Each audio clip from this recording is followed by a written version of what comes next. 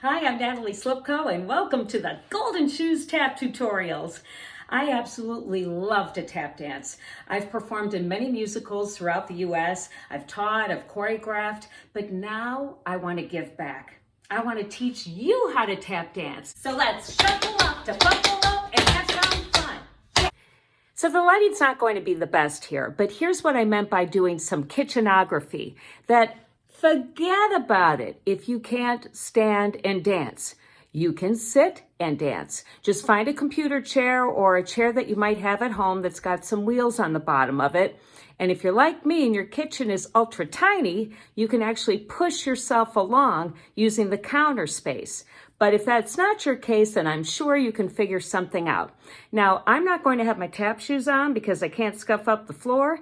So if that's you, then go ahead and put on a pair of shoes that are kind of smooth on the bottom, not a lot of traction, so that you can hear some semblance of sound. So I'm just going to demonstrate just a couple of steps that you can have fun with too, doing your kitchenography. So hopefully, you can hear me. Here is doing the waltz clog. Okay, so I'm gonna travel forward. 5, 6, 7, and leap shuffle ball change. Leap shuffle ball change.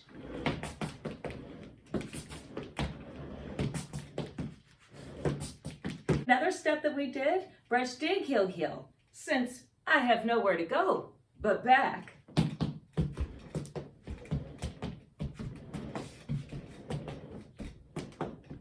Running shuffles or alternating shuffles.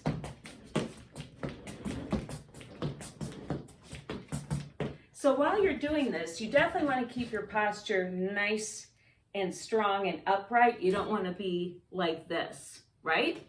So this also forces you to use your ankles more if you can.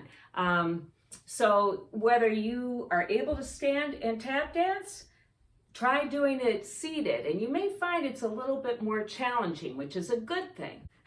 Drawbacks are what you will be learning eventually.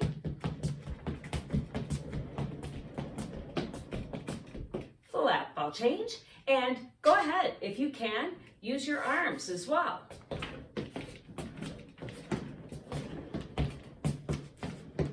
So those are just some of the many steps that you can do seated from a chair if you want to move and you want to groove doing tap.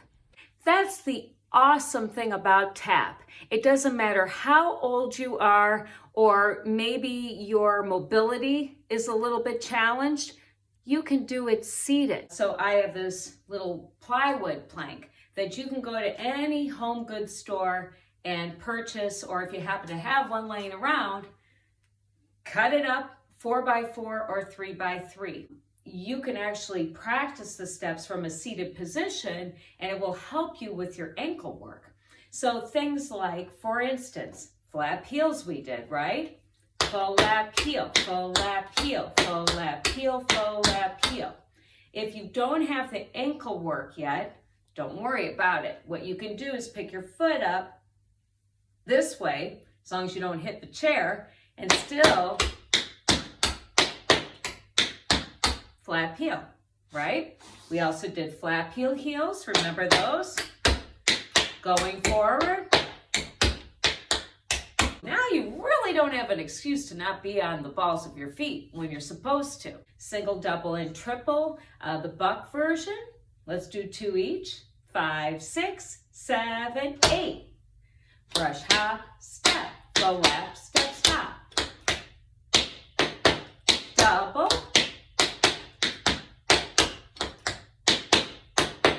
Triple.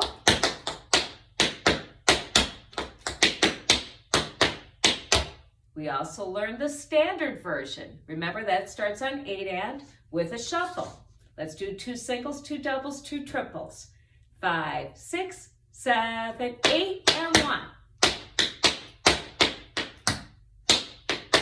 Double.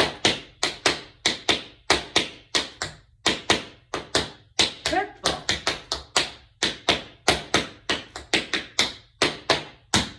We also learned some of the essences, right? Single, double, triple.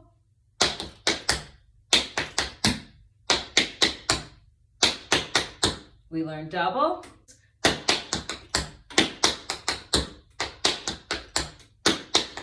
triple,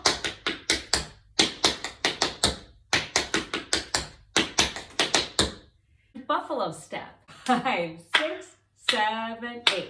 Full lap shuffle, leap. Full lap shuffle, leap. Some of the steps that we learned lend themselves to being done from a seated position, such as, let me move my chair back a little bit, paradiddles. You remember this one?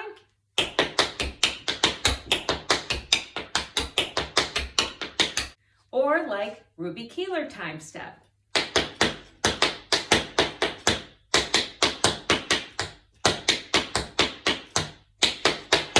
You can be your own instrument and be from a seated position and still learn and get in all the sounds to make you an extraordinary tap dancer. Make sure you subscribe to my YouTube channel. That way you know when I post the next tutorial.